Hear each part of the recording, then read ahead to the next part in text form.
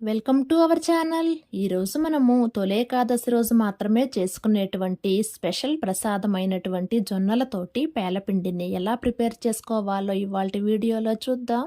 ఇక్కడ దీనికోసం తెల్ల జొన్నలను మాత్రమే తీసుకోవాలండి. మీకు ఎన్ని జొన్నలు కావాలంటే అన్ని జొన్నలను తీసుకొని వీటిని చెరుక్కోవటం కానీ జల్లించుకోవటం కానీ చేసుకొని వీటి మధ్యలో ఇట్లాంటి తరక జొన్నలు ఉంటే వాటిని శుభ్రంగా తీసేసుకొని ఇక జొన్నలను రెడీగా పెట్టుకోవాలి. ఇప్పుడు ఈ జొన్నలు మునగటానికి సరిపడా వాటర్ పోసుకొని ఈ వాటర్ని ఒక పొంగు వచ్చేంత వరకు బాయిల్ చేసుకోవాలండి.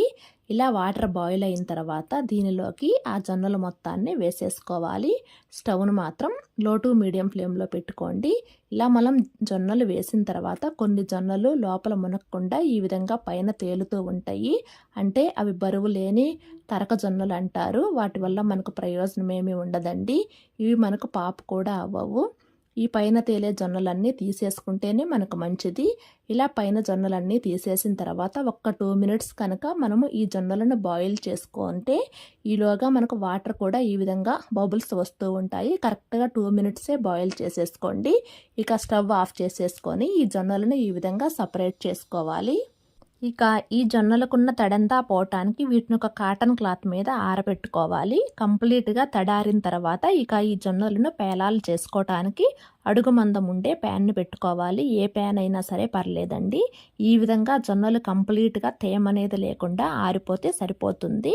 ఇక స్టవ్ను మీడియం ఫ్లేమ్లో పెట్టుకొని ప్యాన్ పెట్టుకున్న వెంటనే జొన్నలు వేయొద్దండి. ప్యాన్ కొంచెం హీట్ అయిన తర్వాత కొద్దిగా జొన్నలు మాత్రమే వేసుకోండి. ఇలా మనం జొన్నలు వేసిన తర్వాత 1 నిమిషం పాటు అసలు పేలాలు పాప అయ్యే సౌండ్ రాదండి. తర్వాత 1 నిమిషం తర్వాత నుంచి ఇక మనకు పేలాల సౌండ్ స్టార్ట్ అవుతుంది. అప్పుడు పేలాలు చింతకుండా మనము పైన ఈ విధంగా ప్లేట్ పెట్టుకుంటే పేలాలు ఎగిరిపోకుండా ఉంటాయి.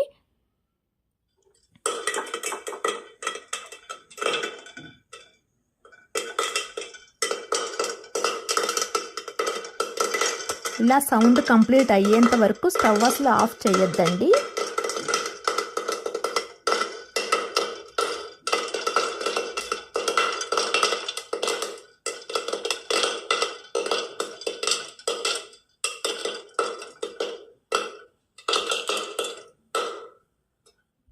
ఎక్కడన్నా 1-2 జొన్నలు పేలాలు అవ్వవు, అయినా సరే టేస్ట్ బాగానే ఉంటుందండి. ఇలా అన్ని పేలాలు చేసుకున్న తర్వాత వీటిని ఒక గిన్నెలోకి తీసుకోవాలి.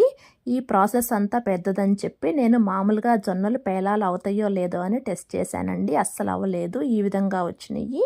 ఇక మనము ఈ జొన్న పేలాలకు సరిపడా బెల్లాన్ని తీసుకొని ఆ బెల్లాన్ని కూడా ఈ విధంగా కట్ చేసుకొని ఉంచానండి.